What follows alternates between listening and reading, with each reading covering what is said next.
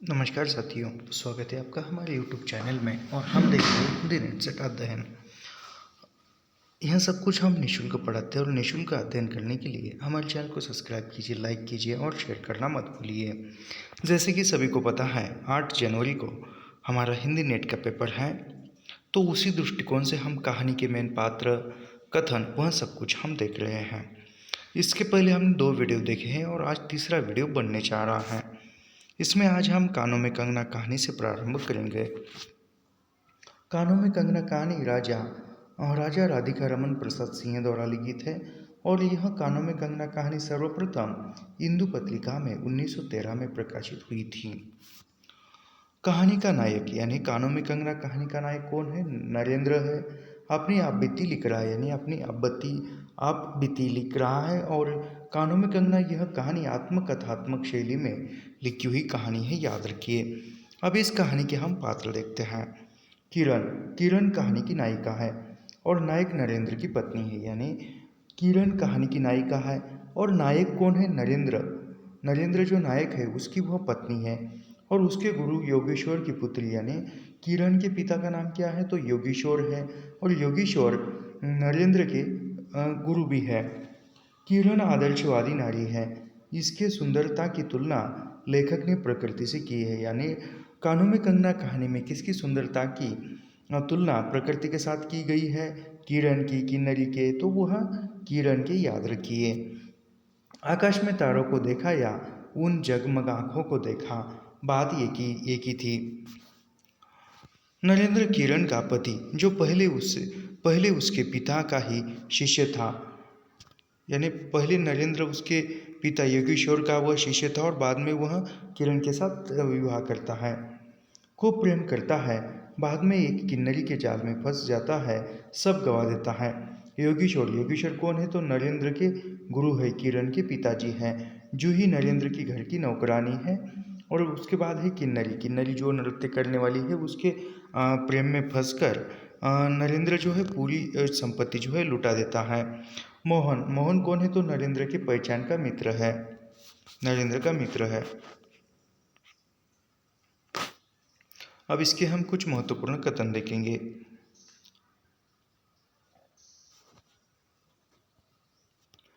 उसे वन के फूलों का भोलापन समझो, नवीन चमन के फूलों की भंगी नहीं, विविध खाद्या रस से जिसकी जीविका है, निरंतर काट छाट से जिनका सौंदर्य है, जो 2 घड़ी चंचल किरणें, चंचल चिकने बाल की भूषा है, 2 घड़ी तुम्हारे फूलदान की शोभा। वन के फूलों ऐसी नहीं, प्रकृति के हाथों से लगे हैं, मेधों की धारा से बढ़े हैं, चटुल दृष्टि इन्हें पाती नहीं, यानी सब कुछ जो किरण का सौंदर्य किस प्रकार है, तो वह प्रकृतिमय है।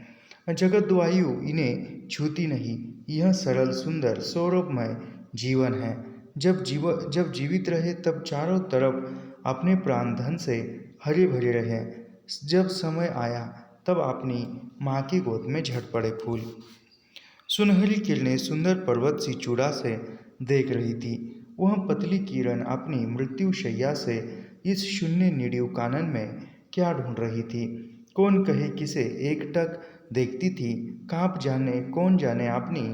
कौन जाने अपनी लीला भूमि को स्नेह करना चाहती थी, या हमारे बाद कहाँ क्या हो रहा है इसे जोतती थी, मैं क्या बता सकूं।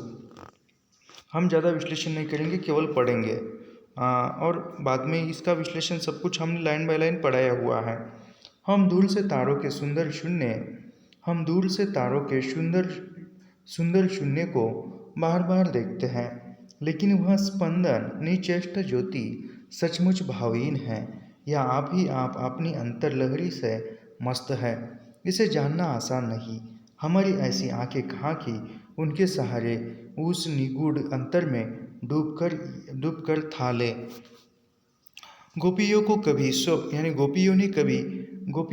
स्वप्न में भी न लगा था कि बांस की बांसुरी में घूंघट खोलकर नचा देने वाली शक्ति भरी है। यानी यह गोपियों को कभी ये जो प्रसंग है, यह प्रसंग भी आया है। समय ने सब कुछ पलट दिया, अब ऐसे वन नहीं, यानी अब जो है वन नहीं है, प्रकृति सब कुछ जो है, वन जो है नष्ट हो गए, जंगल जहाँ कृष्ण गोलोक से उतरकर 2 घड़ी बंशी टेक देते थे। यानी अब गोलोक भी नहीं है, वंशी भी नहीं है, जंगल ही नहीं है, ऐसे कुटिल नहीं जिनके दर्शन से रामचंद्र का भी अंतर प्रसन्न हो, या मनुष्य नहीं जो धर्म धुरंधर धर्मराज को भी धर्म में शिक्षा दी। ये इंपॉर्टेंट कथन है, याद रखिए।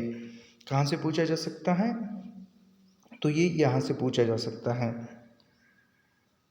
अब ऐसे वन नहीं, अब ऐसे वन नहीं जहाँ कृष्ण गोलोक से उतरकर 2 घड़ी बंशी टेक दे, ऐसे कुटिल नहीं जिनके दर्शन से रामचंद्र का भी अंतर प्रसन्न हो, या मनुष्य नहीं जो धर्म धुरंधर धर्मराज को भी धर्म में शिक्षा दे दे। यही एक दे भूल भटके हो भी तभी तक उन पर दुनिया का पर्दा नहीं उठ जगमगाया कि माया नहीं लगी। लेकिन वे कब तक बचे रहेंगे? लोग आपने यहाँ अलौकिक बातें कब तक होने देगा?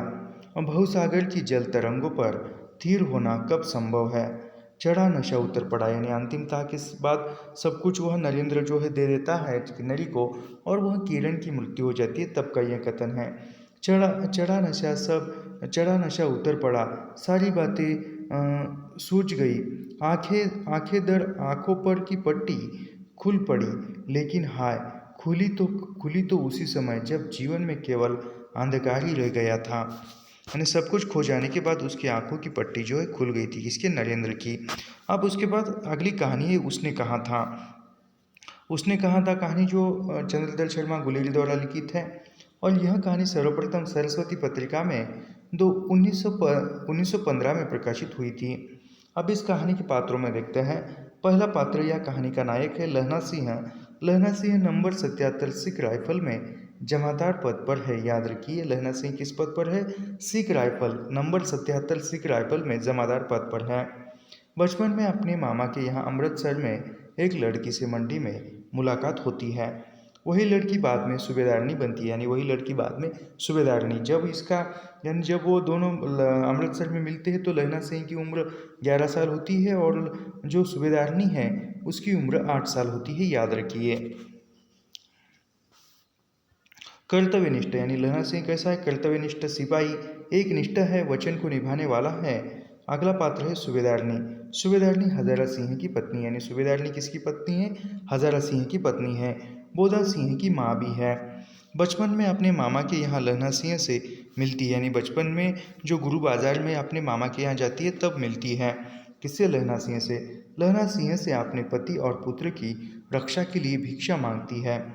सरदार हजारा सिंह सूबेदारनी का पति बोधा सिंह, यानी सरदार हजारा सिंह यह कौन है? सूबेदारनी का पति है। बोधा सिंह सूबेदारनी का बेटा है।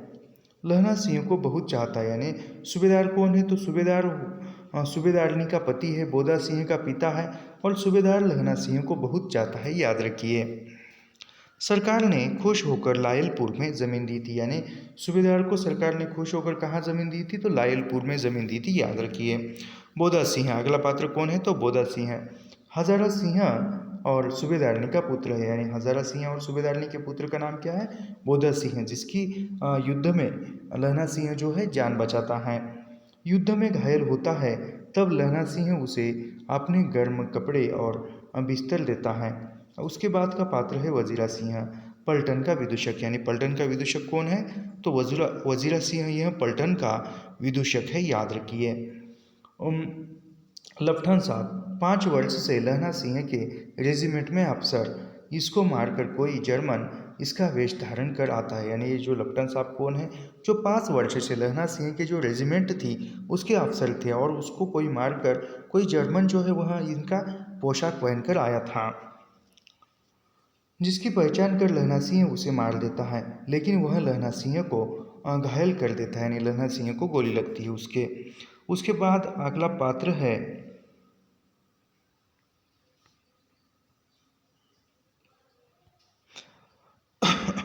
महासिंह और श्याम सिंह। यह सिपाही है। अत्तर सिंह सूबेदारनी के मामा, यानी अत्तर सिंह किसका नाम है? तो सूबेदारनी के मामा का नाम है। और किरत सिंह कौन है? तो किरत सिंह लहना सिंह का भाई है। अब्दुल्ला, अब्दुल्ला कौन है? तो लेफ्टिनेंट साहब का खानसामा है। अब्दुल्ला कौन है? तो लेफ्टिनेंट साहब का खानसामा है। पलटू राम, पलटू राम कौन है? तो डाक बाबू है जो डाक लेके आता है। उसके बाद है तुर्की मौलवी। यह कहानी जो है, यह कहानी पूर्वदीप्ति शैली में लिखित कहानी है। हिंदी की पहली कहानी पूर्वदीप्ति शैली में। प्रेम का आदर्श स्वरूप त्याग एवं वीरता का चित्रण करती है। यानी पूर्वदीप्ति शैली में लिखी कहानी है। उसने कहा था प्रेम का आदर्श स्वरूप सामने ले आती है, त्याग एवं वीरता का चित्रण करती है। आदर्श कहानी है। प्रथम विश्व युद्ध की पृष्ठभूमि पर, यानी प्रथम विश्व युद्ध की पृष्ठभूमि पर रचित कहानी है। देश प्रेम की कहानी भी है।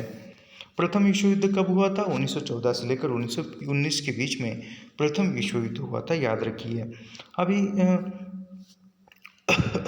जो इस कहानी में आए हुए स्थान, यानी उसने कहा था कहानी में कौन कौन से स्थान आए थे? गुरु बाजार, लहना सिंह के मामा का घर, अमृतसर, मगरे, मगरे कौन है? तो मगरे में सूबेदारनी के घर है। जगाधरी, कैप्टन साहब कैप्टन साहब भी रहते हैं। मांझे, मांझे में लहना सिंह का घर है। लायलपुर में सूबेदार को सरकार द्वारा जमीन दी जाती है। अभी इस कहानी के कथन देखते हैं। बड़े बड़े शहरों के इक्के गाड़ी वालों की जबान के कोड़ों से जिनकी पीठ छिल गई है और कान पक गए हैं, उनसे हमारी प्रार्थना है कि अमृतसर के बब्बू कार्ट वालों की बोली का मरहम लगावे। हट जा जीने जोगिए, हट जा कर्मा वालिए, हट जा पूता प्यारिए। यानी यह कहते हैं बच जा लंबी उम्र वालिए। समष्टि में इसके अर्थ है कि तू जीने योग्य है, तू भाग्यशाली है, तू पुत्रों की प्यारी, यानी तू जीने योग्य है, तू भाग्यशाली है, ये कर्म वाली, ये नसीब वाली। बच जा, मेरे तांगे के पीछे रास्ते में आकर क्यों मरना चाहती है, ऐसा वह कहते हैं। लंबी उम्र तेरे सामने है, तू क्यों मेरे पहिए के नीचे आना चाहती है। बच जा, लड़के ने मुस्कुराकर पूछा, तेरी कुड़माई हो गई। यानी जब वह दुकान पर मिलते हैं तब लहना सिंह पूछता है उस वो लड़की आगे चलकर सूबेदारनी बनती है, उसको पूछता है कि तेरी कुड़माई हो गई क्या? कुड़माई का अर्थ है सगाई हुई क्या?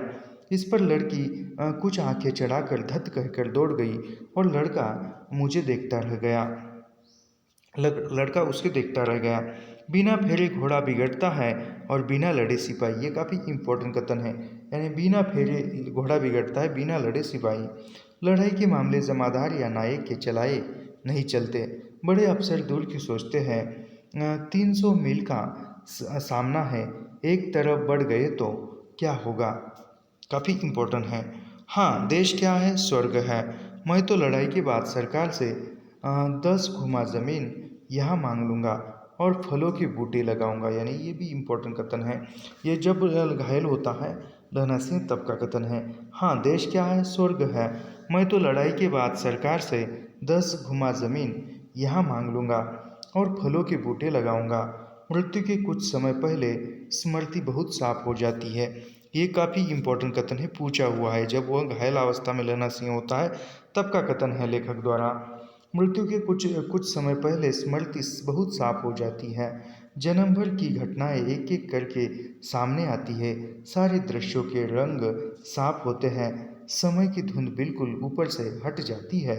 तुम्हें याद है एक दिन तांगे वाले का घोड़ा दही वाले की दुकान, यानी ये कथन जो जब लहना सिंह घायल होता है तब का है।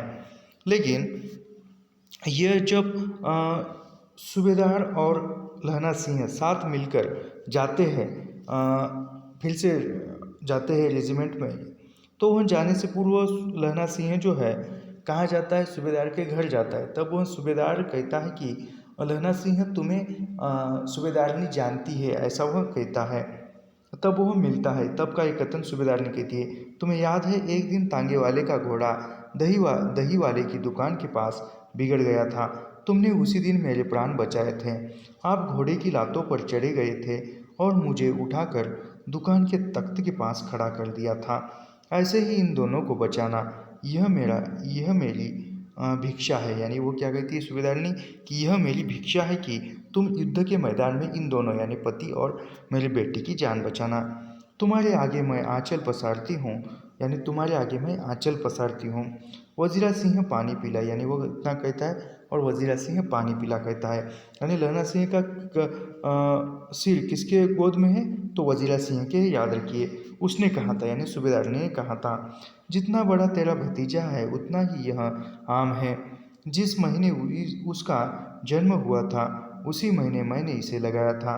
फ्रांस और बेल्जियम 68वीं सूची मैदान में, यानी अंतिमतः फ्रांस और बेल्जियम के बीच में जो युद्ध हुआ था 68वीं सूची मैदान में घावों से मरा, यानी मैदान में घावों से मरा, घायल होकर 77 सिख राइफल समादार लहना सिंह, ये बात होता है।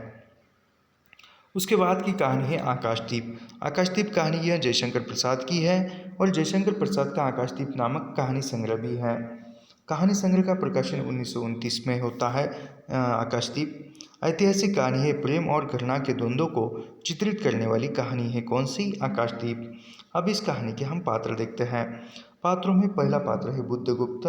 बुद्धगुप्त ताम्रलिप्ति का क्षत्रिय है, यानी बुद्धगुप्त ताम्रलिप्ति का क्षत्रिय है। पोता अध्यक्ष मणिभद्र की हत्या कर चंपा को मुक्त करता है। यानी चंपा को कौन मुक्त करता है? तो बुद्धगुप्त चंपा को मुक्त करता है। जो पोता अध्यक्ष है मणिभद्र की हत्या कर चंपा को मुक्त करता है। नए द्वीप को चंपा द्वीप नाम देता है। नए द्वीप को क्या नाम देता है? चंपा द्वीप नाम देता है। कौन देता है? बुद्धगुप्त देता है।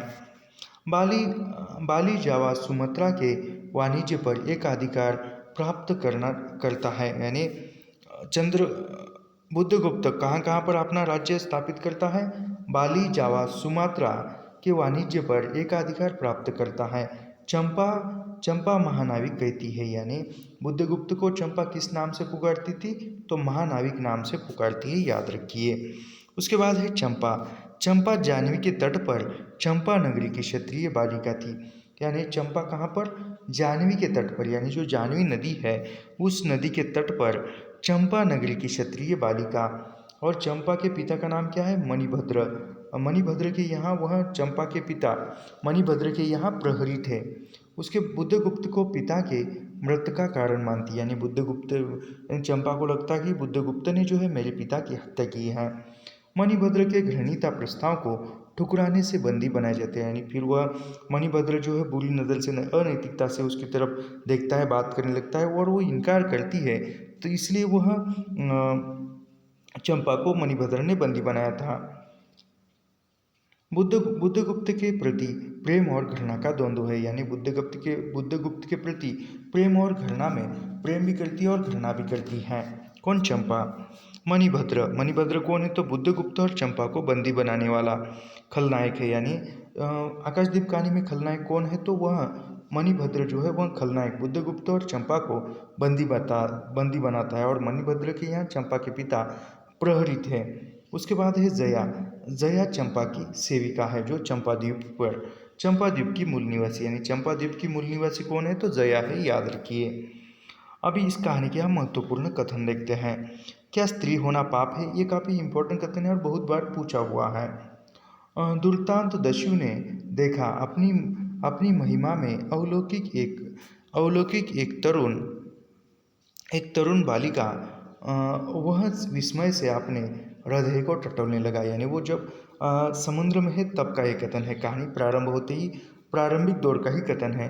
उसे एक नई वस्तु का पता चला, वह थी कोमलता। किसको? बुद्धगुप्त को। ये काफ़ी इंपॉर्टेंट कथन है। दुष्यंत दस्यु ने देखा अपनी महिमा में अलौकिक एक तरुण बालिका, वह विस्मय से अपने हृदय को टटोलने लगा। उसे एक नई वस्तु का पता चला, वह थी कोमलता। हंसी आती है, तुम किसको दीप जलाकर पथ दिखलाना चाहती हो?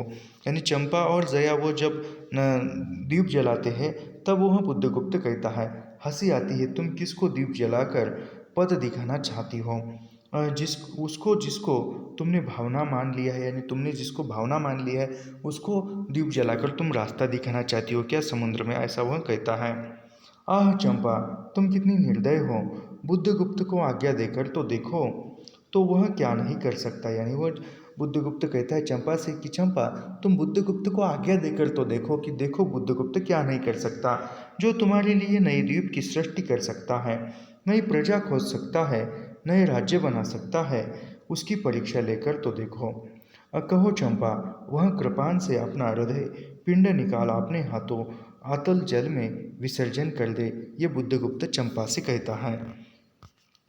अगला कथन है, मुझे स्मरण है जब मैं छोटी थी मेरे पिता नौकरी पर समुद्र में जाते। यानी वह बुद्धगुप्त चंपा से कहता है कि तुम वहाँ दीप जलाकर किसको रास्ता दिखाना चाहती हो। फिर उसके बाद चंपा कहती है कि मुझे स्मरण है जब मैं छोटी थी मेरे पिता नौकरी पर समुद्र में जाते थे। मेरी माता मिट्टी का दीपक बांस की पिटारी में भागीरथी के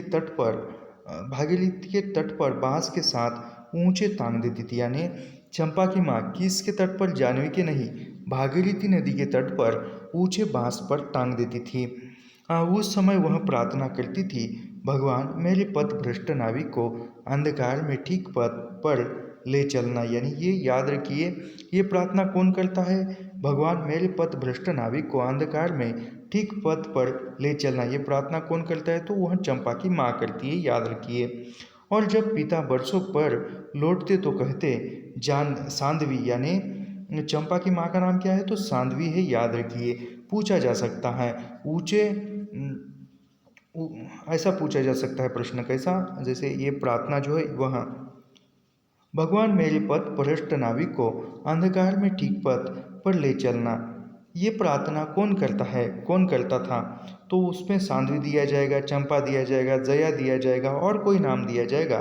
तो सांध्वी कहती है, याद रखिए। और चंपा की माँ का नाम क्या है? सांध्वी है।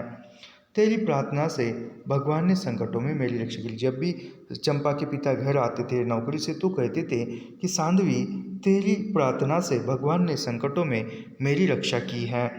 वह गदगद हो जाती, यानी वह उसकी माँ जो है खुश हो जाती। जब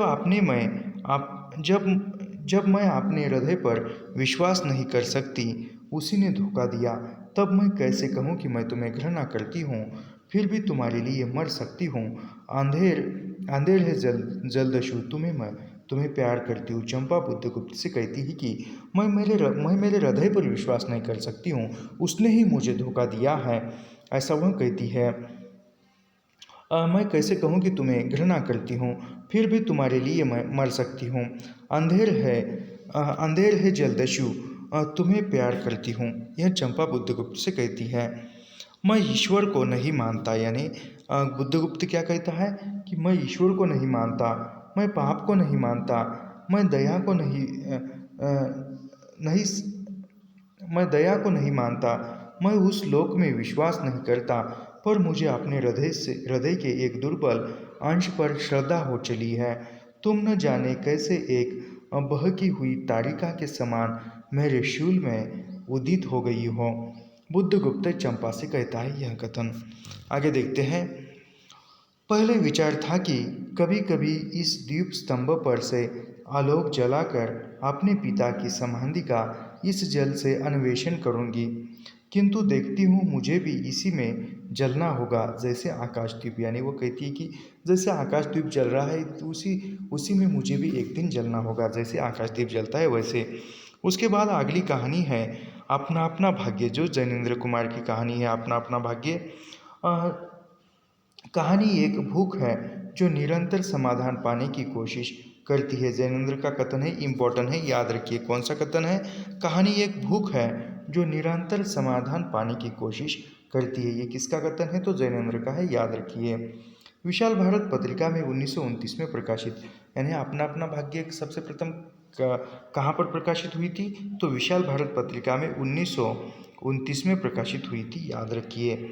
और यह संग्रह वातायन 1931, यानी कहानी जो है वो, यह कहानी अपना अपना भाग्य विशाल भारत पत्रिका में 1929 में प्रकाशित हुई थी। और यह किस संग्रह में कहानी है अपना अपना भाग्य?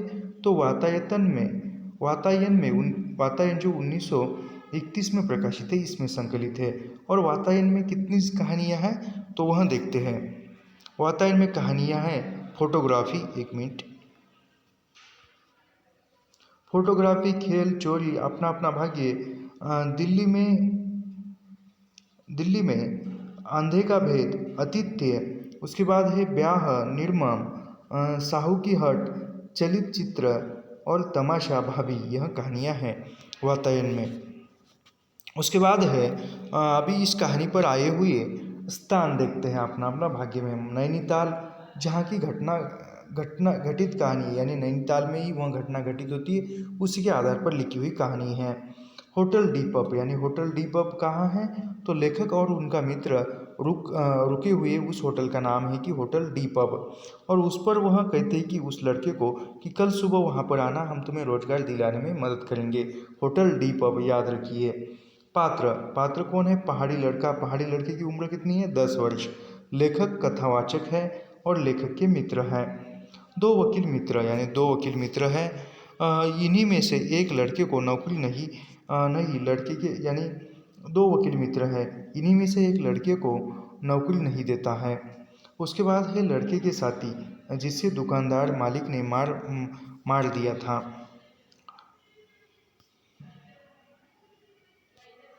पीछे हमारे पोलो वाला मैदान था, सामने अंग्रेजों का एक प्रमोद गृह था, जहाँ सुहावना रसीला बाजा बज रहा था और पार्श्व में था वही सुरम्य अनुपम नैनीताल।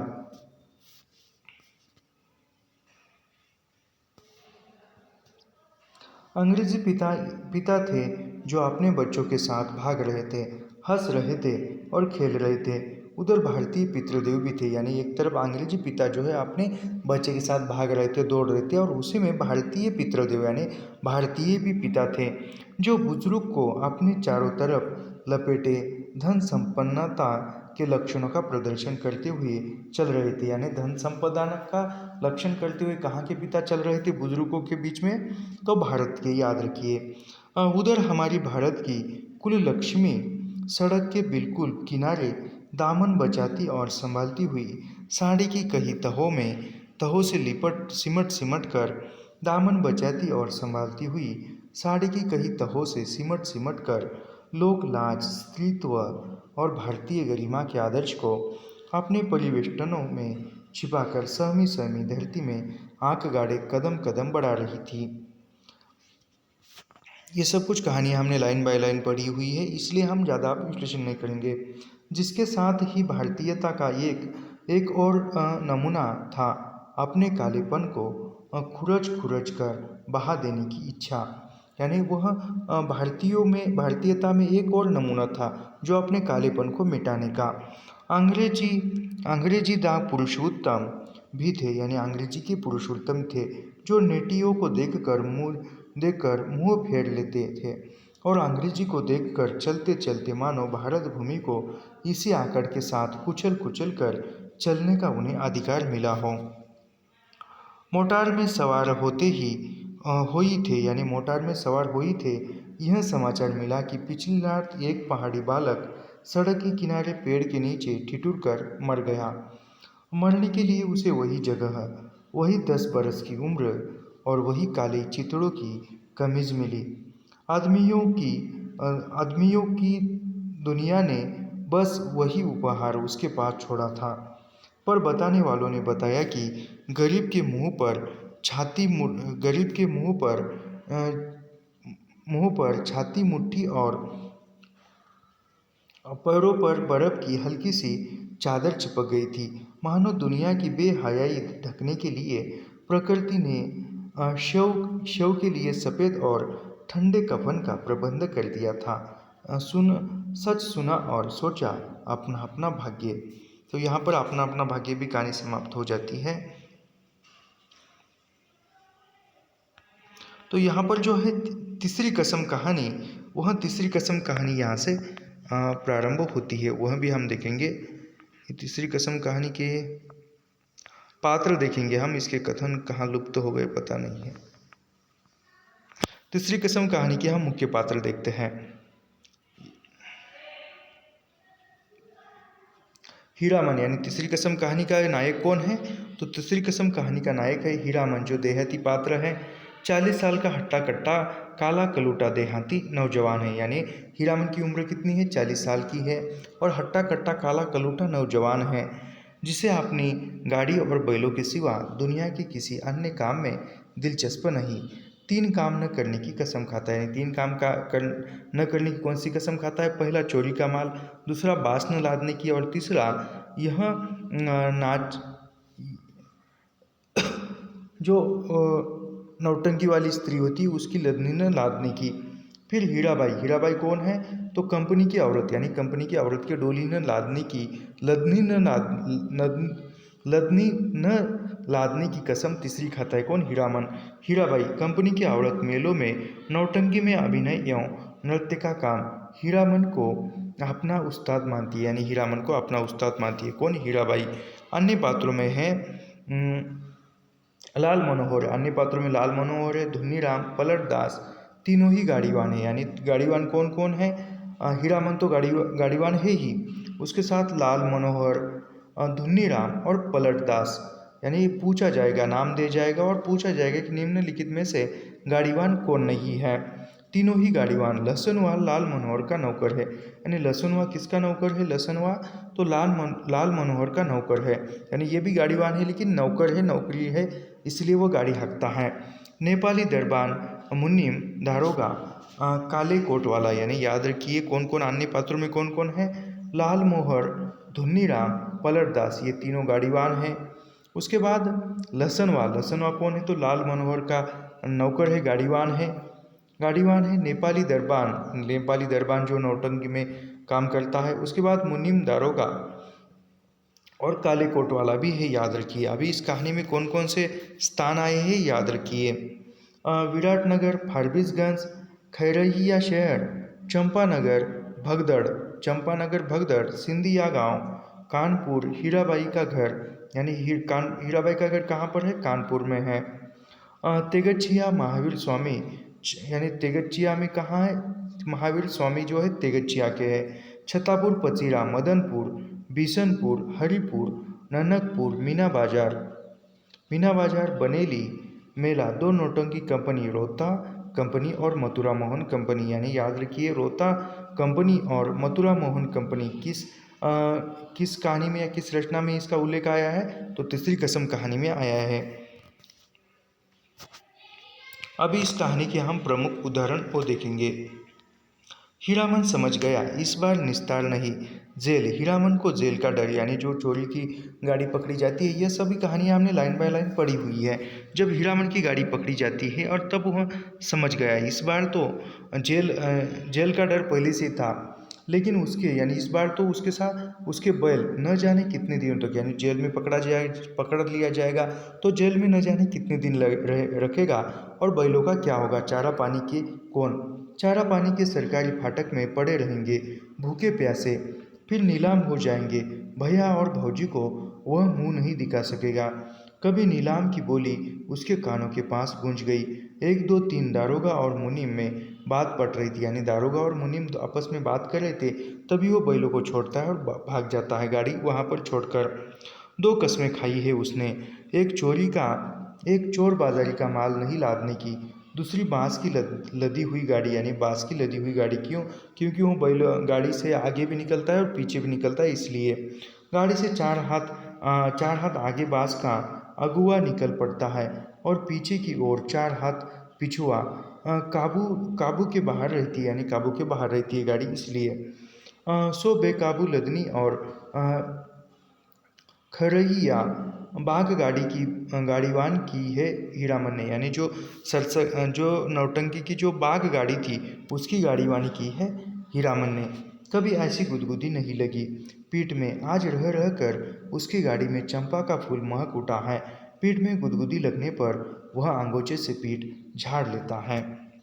औरत है या चंपा का फूल, जब से गाड़ी मह मह कर रही है। मथुरा मोहन नौटंकी कंपनी में मेला लैला बनने वाली हीराबाई का नाम किसने नहीं सुना होगा? यानी मथुरा मोहन जो नौटंकी कंपनी है उसमें लैला बनने वाली कौन है? तो हीराबाई है। लेकिन हीरामन की बात निराली है, उसने 7 साल तक लगातार मेलों की लदनी लादी है। यानी हीरामन ने कितने साल तक मेलों की लदनी लादी है? तो 7 साल तक, याद रखिए 7 साल तक मेलों की लदनी लादी है। कभी नौटंकी थिएटर या बाइस्कोप सिनेमा नहीं देखा, यानी कभी नौटंकी सिनेमा या बाइस्कोप नहीं देखा। उसकी सवारी मुस्कुराती है, मुस्कुराहट में खुशबू है। तब तो मीता कहूँगी, यानी वो हीराबाई हीरामन को मीता कहती है। भैया नहीं, मेरा नाम भी हीरा है। उसकी गाड़ी में फिर चंपा का फूल खिला। उस फूल में एक परी बैठी है, जैसे भगवती, यानी जैसे भगवती नदी बैठी है उसी प्रकार एक परी बैठी है। किसके? हीरामन के गाड़ी में। हीरामन ने परख लिया, हीरामन सचमुच हीरा है, यानी हीराबाई ने परख लिया और वो कहती है कि हीरामन सचमुच हीरा है। हीरामन की भी शादी हुई थी बचपन में, यानी हीरामन की शादी हुई थी बचपन में ही गौने के पहले, यानी गौना होने से पहले ही दुल्हन मर गई। हीरामन को अपनी दुल्हन का चेहरा याद नहीं। दूसरी शादी, यानी दूसरी शादी नहीं की। दूसरी शादी न करने के अनेक कारण हैं।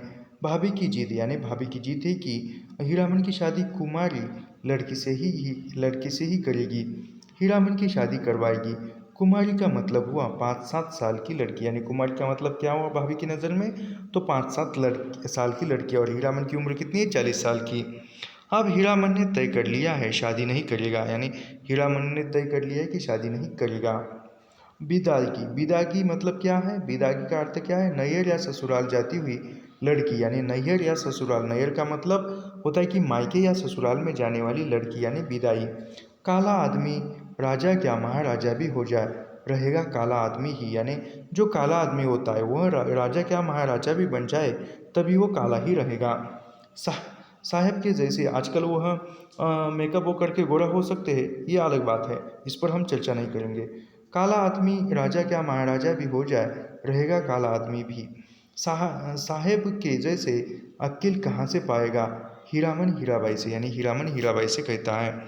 छोकरा नाच के मनुआ, नटुआ का मुँह हीराबाई जैसा ही था, यानी हीराबाई जैसा मुँह किसका था? मनुआ नटुआ का मुँह हीराबाई जैसा था। कहाँ चला गया वह ज़माना? हर महीने गांव में नाचने वाले आते थे। हीरामन ने छोकरा नाच के चलते अपनी भाभी की न जाने कितनी बोली ठोली सुनी थी, यानी वो छोकरा नाच देखने के लिए कितनी बोली ठोली सुनी थी। भाई ने घर से निकल जाने को कहा था।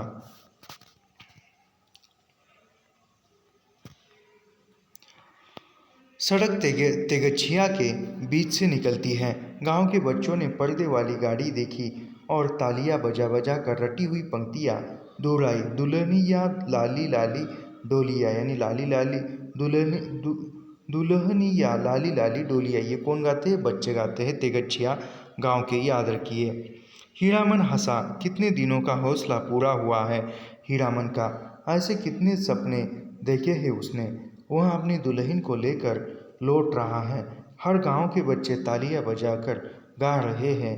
हर आंगन से झांक कर देख रही है औरतें। मर्द लोग पूछते हैं कहाँ जाएगी उसकी दुल्हन। डोली का पर्दा थोड़ा सरका कर देखती है। और भी कितने सपने हैं हीरामन के। ये ऐसा है। इस मुल्क के लोगों की यही आदत बुरी है। राह चलते 100 जिरह करेंगे। अरे भाई तुमको जाना का, यानी वह इस गांव के लोग, जो इस मुल्क के जो लोग हैं वह पूछते रहेंगे कि अरे भाई तुम्हें कहाँ जाना है। दयाती भुज साहब। महुआ घटवारिन गाते समय उसके सामने सावन भादों की नदी उमड़ने लगती है, यानी हीरामन जब महुआ घटवारिन गाते हैं तब उसके सामने महुआ घटवारिन के जो गीत भी है और कथा भी सुनाते हैं तब हीरामन के सामने जो है सावन भादों की जैसी नदी उमड़ने लगती है, यानी वो रोने लगता है। अमावस्या की रात और घने बादलों में रह रह कर बिजली चमक उठती है। उसी चमक में लहरों से लड़ती हुई बारी कुमारी महुआ की झलक उसे मिल जाती है।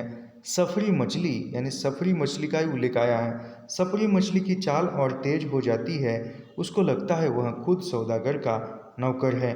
महुआ कोई बात नहीं सुनती, पतित करती नहीं, उलट कर देखती भी नहीं। और वह थक गया है तैरते तैरते। कौन हुआ? वो नौकर जो है सौदागर का, उसको बचाने के लिए आता है। मैं तुम्हारा साथ देना चाहता हूँ ऐसा कहता है, लेकिन वह फिर भी वह रुकती नहीं है। तुम मेरे उस्ताद हो, हमारे शास्त्र में लिखा हुआ है, एक अक्षर सिखाने वाला भी गुरु और एक राग सिखाने वाला भी उस्ताद। ये हीराबाई हीरामन से कहती है कि तुम मेरे उस्ताद हो, हमारे शास्त्रों में लिखा हुआ है। शास्त्र मतलब शास्त्र में लिखा हुआ है, एक अक्षर सिखाने वाला गुरु होता है और एक राग सिखाने वाला भी उस्ताद होता है। ये हीराबाई हीरामन से कहती है। आज रात भर हीरामन की गाड़ी में रहेगी वहाँ। हीरामन की गाड़ी में नहीं घर में, यानी हीरामन की गाड़ी में नहीं, घर में, यानी घर जैसी हीरामन की गाड़ी। कुछ डर नहीं, कुछ नहीं है। एक मिनट, ये कहाँ पर चले गए?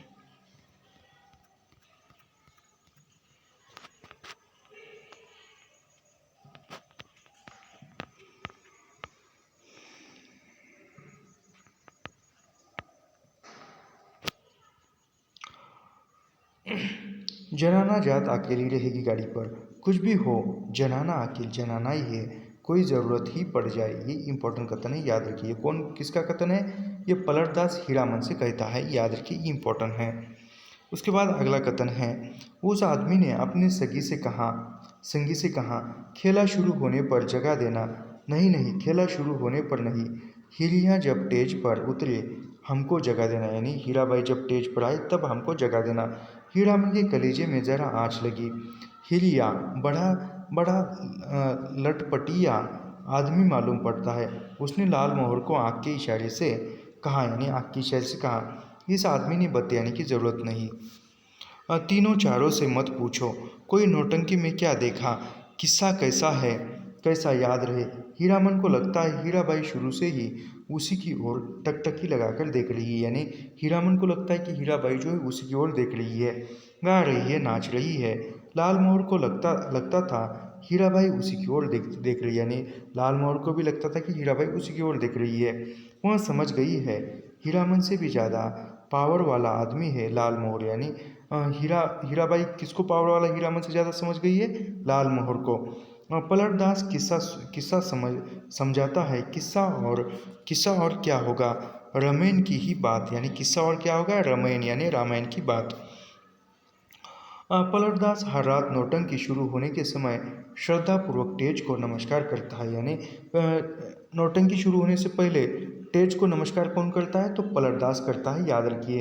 हाथ जोड़कर लाल मोहर एक दिन अपनी कचराही बोली सुनाने लग गया था हीराबाई को, यानी लाल मोहर एक दिन कचराही बोली सुनाने गया था, किसको? हीराबाई को। हीराबाई ने पहचाना ही नहीं, यानी हीराबाई ने पहचाना नहीं था। हाथ से निकल गया है, नौटंकी कंपनी में भर्ती हो गया है, यानी फिर लसनवा जो है उस कंपनी में भर्ती हो जाता है, नौटंकी कंपनी में। तब वह कहते हैं कि हाथ से निकल गया है, नौटंकी कंपनी में भर्ती हो गया है। जोकर से उसकी दोस्ती हो हुई है, यानी जो लसनवा की दोस्ती जो है जोकर से हुई थी। दिन भर पानी भरता है, कपड़े धोता है, कहता है गांव में क्या है, जो जाएंगे। लाल मोहर उदास रहता है, यानी लाल मोहर आप उदास रहने लगा है क्योंकि उसका नौकर गया। धुनीराम घर चला गया है बीमार होकर, यानी बीमार होकर घर कौन जाता है? तो धुनीराम जाता है, ये इंपॉर्टेंट है, याद रखिए। तेरी, यानी वो नौटंकी का ये गीत की पंक्तियाँ है। जो निवेदक है वह सूत्र संचालक है, वह गाता है, तेरी बाकी आदा पर मैं खुद हूँ फिदा, तेरी चाहत को दिल भर बयां क्या करूँ, यही ख्वाहिश है कि ई ठ तू मुझको देखा करे और दिलो जान मैं तुझको देखा करूँ। उस्ताद जनाना मुसाफिर खाने के फाटक के पास हीराबाई ओढ़नी से मुंह हाथ ढककर खड़ी थी। थैली बढ़ाती हुई बोली, लो हे भगवान, भेंट हो गई, यानी वह अंतिम, जब वो हीराबाई कानपुर की तरफ जाती है, चलो मैं तो उस्ताद खो चुकी थी, यानी वो कहती कि चलो आप मुलाकात नहीं हुई, ऐसे हीराबाई सोचती थी, लेकिन मुलाकात होती है। तुमसे आप भेंट नहीं हो सकेगी, मैं जा रही हूँ गुरुजी, यानी गुरुजी कहती है, मीता कहती है, उस्ताद कहती है, याद रखिए। हीराबाई ने हीरामन के कंधे पर हाथ रखा, इस बार दाहिने कंधे पर, फिर अपनी थैली से रुपया निकलते हुए बोली, एक गरम चादर खरीद लेना, यानी फिर आपने थैली से पैसे देते हुए कहा कि एक गरम चादर खुद के लिए खरीद लेना। हीरामन की बोली फूटी इतनी देर के बाद, इस हरदम रुपया पैसा रखिए, रुपया क्या करेंगे चादर, यानी वो हीरामन कहता है कि इस रुपया पैसा क्या करेंगे, रुपया क्या करेंगे चादर, ऐसा वह कहता है। हीराबाई का हाथ रुक गया, उसने हीरामन के चेहरे को गौर से देखा, फिर बोली, तुम्हारा जी बहुत छोटा है क्यों मीता, यानी वो तुम्हारा जी बहुत छोटा है क्यों मीता। महुआ घटवारिन को सौदागर ने खरीद जो लिया है गुरुजी। गला भर आया हीराबाई का। बक्सा ढोने वाले ने बाहर से आवाज़ दी, गाड़ी आ गई, यानी जो बक्सा ढोने वाले सामान लेने जाने वाला जो कुली है उसने आवाज़ लगाई कि गाड़ी आ गई। हीरामन कमरे से बाहर निकल आया। बक्सा ढोने वाले ने नौटंकी के दरवाजे जोकर जैसे मुंह बनाकर कहा, प्लेटफार्म से बाहर भागो, यानी जो प्लेटफार्म होता है उससे बाहर भागो। बिना टिकट के पकड़ेगा तो 3 महीने की हवा, यानी बिना टिकट के पकड़ेगा टीटी तो 3 महीने की सज़ा होगी। हीरामन चुपचाप फाटक से बाहर जाकर खड़ा हो गया।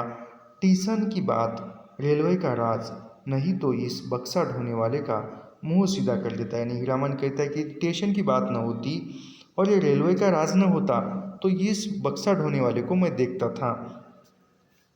हीराबाई ठीक सामने वाली कोठरी में चढ़ी। इस इतना टान गाड़ी में बैठकर भी हीराबाई हीरामन की ओर देख रही है, टुकुर टुकुर, यानी हीरामन की ओर किस प्रकार देख रही है, टुकुर टुकुर। लाल मोहर को देखकर जी जल उठता है। हमेशा पीछे पीछे हरदम हिस्सादारी सूझती है किसको, हीराबाई लाल मोहर को हीरामन के साथ हमेशा हिस्सादारी सूझती है। गाड़ी ने सीटी दी। हीरामन को लगा उसके अंदर से कोई आवाज़ निकलकर सीटी के साथ ऊपर की ओर चली गई। कु उ उ इस छक, यानी वो गाड़ी निकली, गाड़ी हिली। हीरामन ने अपने दाहिने पैर के अंगूठे को बाएं, यानी ये इंपॉर्टेंट कथन है, याद रखिए, पूछा जा सकता है। ये सवाल आज तक नहीं पूछा लेकिन अभी पूछा जा सकता है। हीरामन ने अपने दाहिने पैर के अंगूठे को बाएं पैर की एड़ी से कुचल लिया, यानी हीरामन ने अपने किस पैर के अंगूठे को किस पैर के एड़ी से कुचल दिया, ये पूछा जा सकता है और आजकल ऐसे ही प्रश्न बन रहे हैं।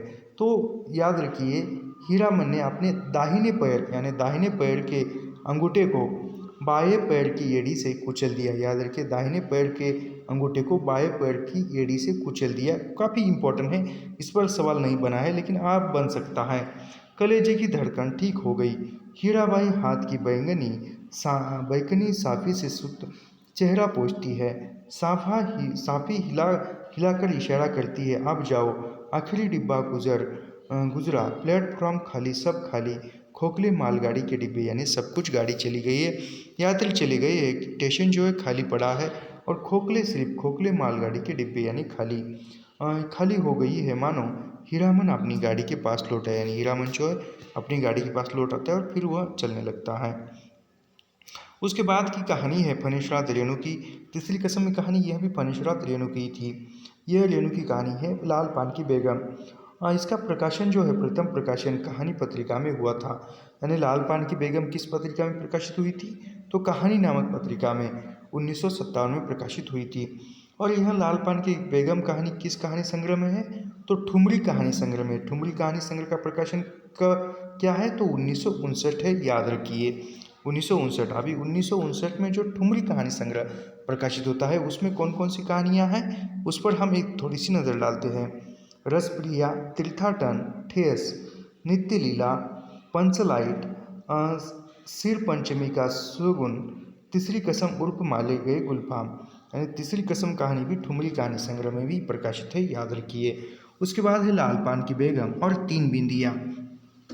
ये ठुमरी कहानी संग्रह में संकलित कहानियाँ हैं।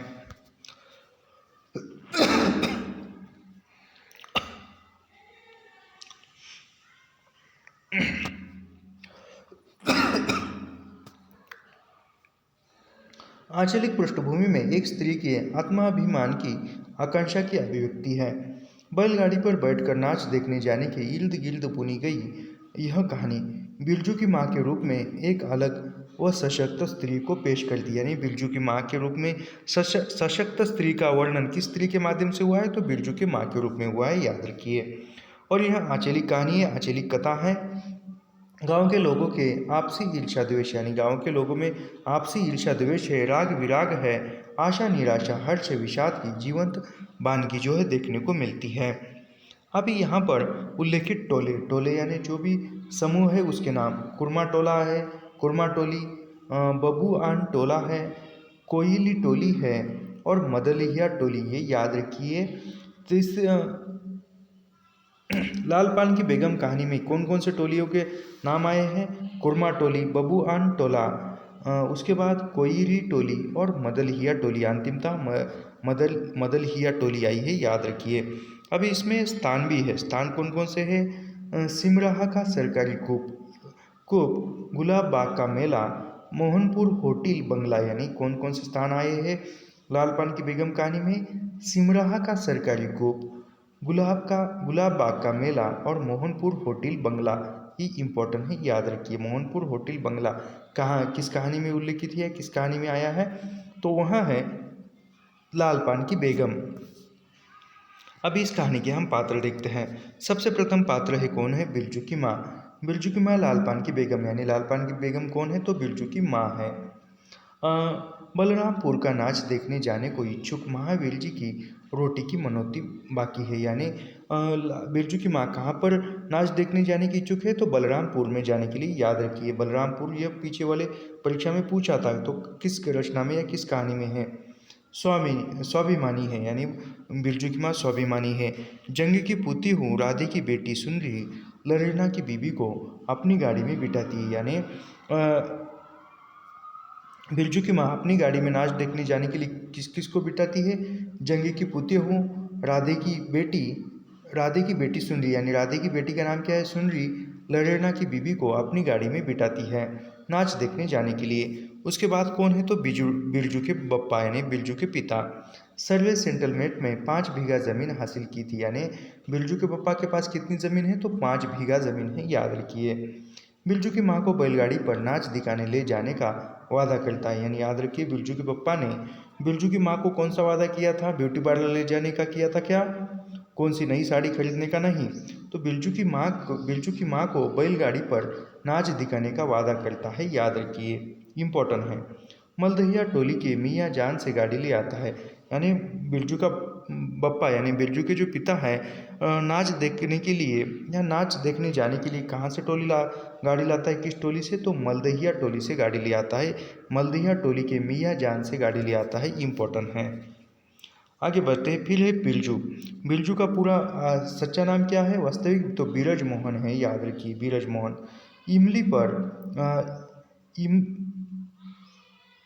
इमली पर रहने वाले जीन बाबा को बैंगन बबूला हुआ दिया और नाच देखने की मनौत करता है, यानी ना वह कहता है बिरजू कि इमली पर जो रहता है जीन बाबा उसको बैंगन कबूला हुआ दिया, यानी बैंगन उसको लगे, जब भी बैंगन लगेगा पेड़ को तो दे देगा और नाच देखने की मनौत मांगता है।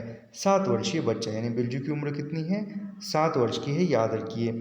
उसके बाद है चंपिया।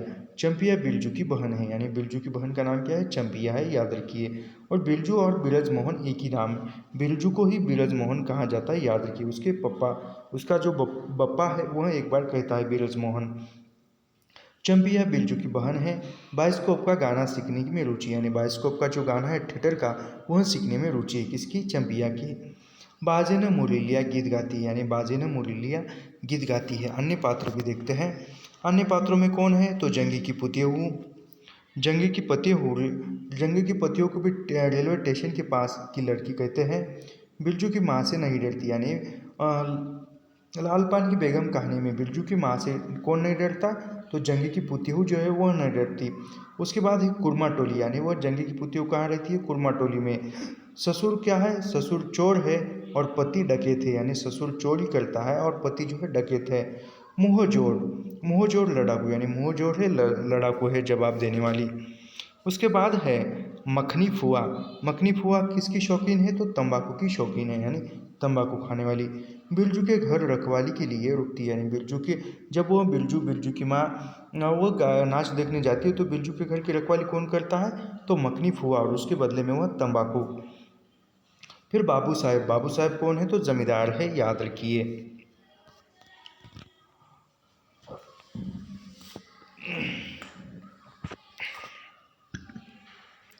प्रमुख उदाहरण देखते हैं इस कहानी के। प्रमुख कथा। पहले से किसी बात का मंसूबा नहीं बांधना चाहिए। किसी को भगवान ने मंसूबा तोड़ दिया, उसको सबसे पहले भगवान से पूछना है, यह किस चूक का फल दे रहे हो भोला बाबा।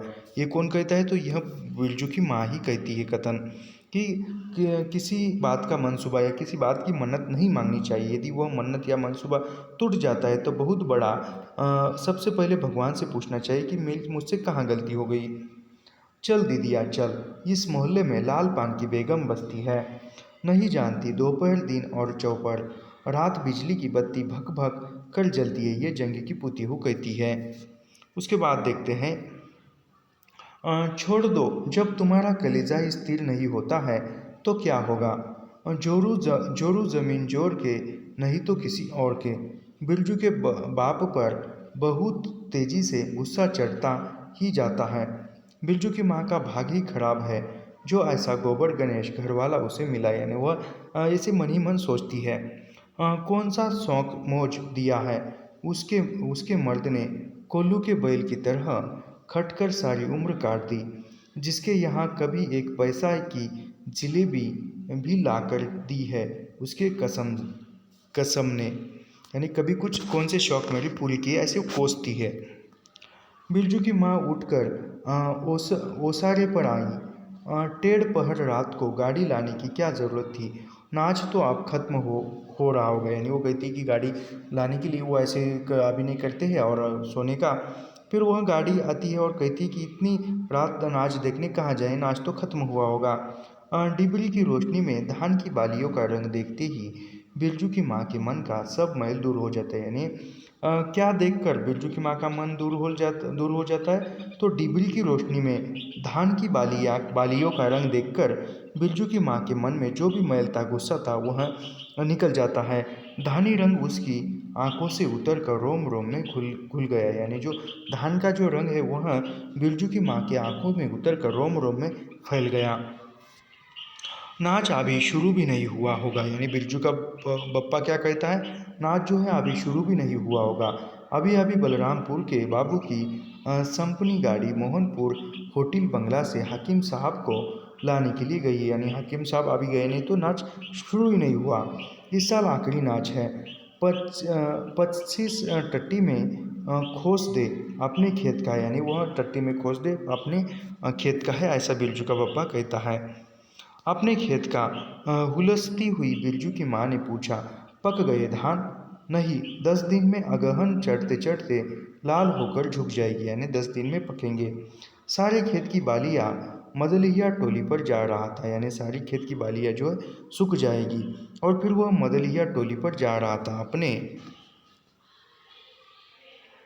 अपने तोड़ते समय उंगलियां काँप रही थी। यानी वह कहता है कि जो बालियाँ तोड़ रहा था तब उंगलियां काँप रही थी। बिरजू ने धान की एक बाली से एक धान लेकर मुंह में डाल लिया और उसकी माँ ने हल्की डांट दी। यानी माँ ने डांट ली, पहले वो पीटती है। कैसा लुक्कड़ है तूरे इन दुश्मनों के मारे। यानी फिर वो कहता इन दुश्मनों के मारे कोई नियम धर्म बचे नहीं। यानी वो कहती कि भगवान को नहीं चढ़ाया नया धान और तूने झूठा कर दिया। बिरजू के बाप ने घूंघट में झुकी दोनों पतों को देखा। उसे अपने खेत की झुकी हुई बालियों की याद आ गई। यानी जो वो नाच देखने जाते हैं और दोनों पुतियों को घूंघट में देखता है बिरजू का पप्पा, तो उसको कहाँ की याद आती है, तो अपने खेत में झुकी हुई बालियों की याद आती है, धान की बालियों की याद रखी है। बिरजू की माँ बेगम है, लाल पान की बेगम। यह तो कोई बुरी बात नहीं। हाँ, वह सचमुच लाल पान की बेगम है। यहाँ पर जो है इम्पोर्टेंट कथन पात्र वह भी हमने देखे हैं लाल पान की बेगम कहानी के। उसके बाद कहानी है ग्यागरिन। यह कहानी किसकी है, तो ग्यागरिन कहानी यह अज्ञेय की है। और अज्ञेय का पूरा नाम सच्चिदानंद हीरानंद वात्स्यायन अज्ञेय है। अज्ञेय इसका उपनाम है। और यह ग्यागरिन कहानी बिंदु पत्रिका में, यानी बिंदु को डलहौसी जेल, यानी बिंदु स्थान पर डलहौसी जेल में मई 1931 में लिखी हुई थी। इसका संग्रह यानी ग्यागरिन कहानी का ही नाम रोज़ है, याद रखिए। ग्यागरिन कहानी का ही नाम रोज़ है, याद रखिए। अब इस संग्रह यानी वह विपथगा कहानी संग्रह में ग्यागरिन रोज नामक कहानी संकलित है। तो यह विपथगा यह 1937 में प्रकाशित कहानी संग्रह है। अब इसमें वह कहानियाँ देखते हैं। विपथगा, उसके बाद पगोड़ा वृक्ष, हर सिंह बगाड़, हरे रीत, रोज, अकलंक, दुख और तितलियाँ, मिलन, एकाकी तारा, अमर वल्लरी और कड़िया। उसके बाद है शत्रु। यह विपथगा नामक कहानी संग्रह में प्रकाशित कहानी है। पहले संस्करण यानी इसका पहला संस्करण विपथगा का कब निकाला था, पहला संस्करण 1937 में। ये रोज नाम से, यानी ग्यागरिन कहानी किस नाम से पहले संस्करण में थी, तो रोज नाम से थी।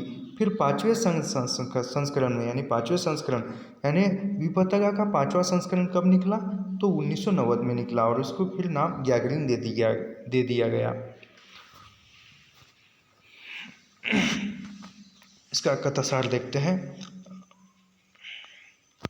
यह आगे की सबसे प्रसिद्ध कहानी है, यानी आगे की सबसे प्रसिद्ध कहानी है जिसमें उन्होंने दिखाया है कि किसी भी प्रकार के नएपन से रहित जीवन में व्यक्ति और व्यक्तियों के संबंध किस प्रकार टूटते हैं। इस कहानी का केंद्रीय वाक्य यानी इस कहानी का गैगरीन कहानी का केंद्रीय वाक्य क्या है? ऐसा तो रोज होता है, बार बार इस विडंबना को उजागर करता है। इस कहानी को नई कहानी की पूर्व पीठिका भी कहा जाता है, यानी नई कहानी की पूर्व पीठिका में गैगरीन कहानी को रखा जाता है। इम्पोर्टेंट है, याद रखिए, ऐसे ही सवाल आजकल बन रहे हैं। पहाड़ी गांव का परिवेश है। मय शैली में लिखी संवादात्मक कहानी है, यानी मय शैली में लिखी संवादात्मक कहानी कौन सी है? तो गैगरीन है। मध्यवर्गीय मानसिकता को चित्रित करती है, यानी मध्यवर्गीय मानसिकता को ही बताती है। यह एक चरित्र प्रधान कहानी है, यानी गैगरीन कहानी कौन सी है? तो चरित्र प्रधान है, याद रखिए। कहानी में नारी जीवन की व्यवस्था का चित्रण किया है, यानी नारी जीवन की व्यवस्था क्या होती है वह भी मालती के माध्यम से बताया है। नारी जीवन में विवाह के उपरांत आने वाले दायित्वों से उत्पन्न नीरसता, यांत्रिकता, घुटन का सजीव चित्रण हुआ है इस कहानी में।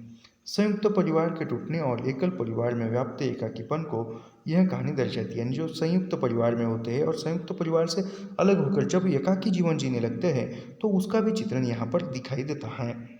जीवन की एक रास्ता और व्यर्थता बोध का चित्रण इस कहानी में किया गया है, यानी याद रखिए जीवन की एक रास्ता, यानी जीवन की एक रास्ता, एक ही रूढ़ी, एक ही जो है एक ही प्रवाह, व्यर्थता बोध का चित्रण इस कहानी में हुआ है।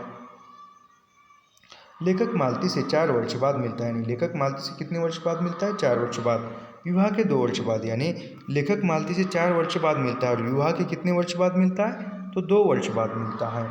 लेखक को लगता है कि मालती के घर में किसी सांप की छाया है, यानी लेखक को लगता है कि मालती के घर में किसी सांप की छाया मंडरा रही है, उसे भी वश में कर लेगी, यानी वह एकल परिवार में बच्चे की स्थिति का चित्रण, यानी एकल परिवार में बच्चे की स्थिति का चित्रण है। और मालती के बेटे का नाम क्या है? टीटी, जो हमेशा रोने का काम करता है इस कहानी में। और उसमें एकल परिवार होने के कारण, जो संयुक्त परिवार में बहुत सारे लोग होते हैं, यदि माँ किसी काम में व्यस्त है तो वो और कोई बच्चों को लेता है, लेकिन एकल परिवार होने के कारण कोई नहीं है।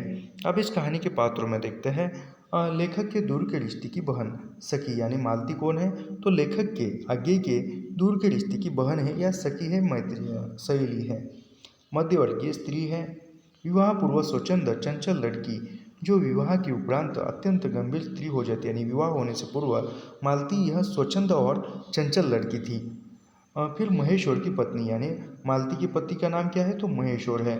और बेटे का नाम टीटी है जो रोने का काम करता है। उसके बाद है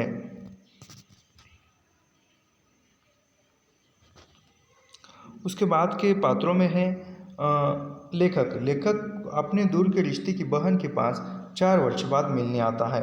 विवाह के उपरांत मालती में हुए परिवर्तनों से चिंतित, यानी विवाह होने के बाद जो भी मालती में परिवर्तन हुए हैं उसको लेकर चिंतित है। फिर महेश्वर कौन है? तो महेश्वर मालती का पति है और पहाड़ी गांव में सरकारी डिस्पेंसरी में डॉक्टर है। टीटी का पिता है, यानी टीटी का पिता है। टीटी कौन है? तो मालती और महेश्वर का बेटा है। एक निर्दिष्ट ढर्रे पर जीवन जीता है, कौन? महेश्वर। फिर टीटी मालती और महेश्वर का पुत्र है, बेटा है।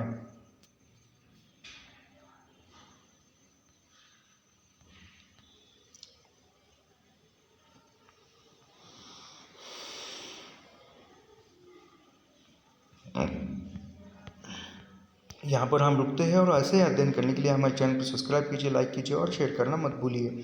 और हाँ, कमेंट भी कीजिए। बहुत लगभग 8 तारीख को पेपर है और आज 3 तारीख है, तो लगभग हमारे 5 जो बचे हैं, एक 6 दिन बचे हुए हैं और इस दिन में एक अच्छा सा रिवीजन कीजिए, अच्छी सी पढ़ाई कीजिए। आने वाला कल जो है सफलता के साथ आपका होगा। यहीं पर रुकते, धन्यवाद।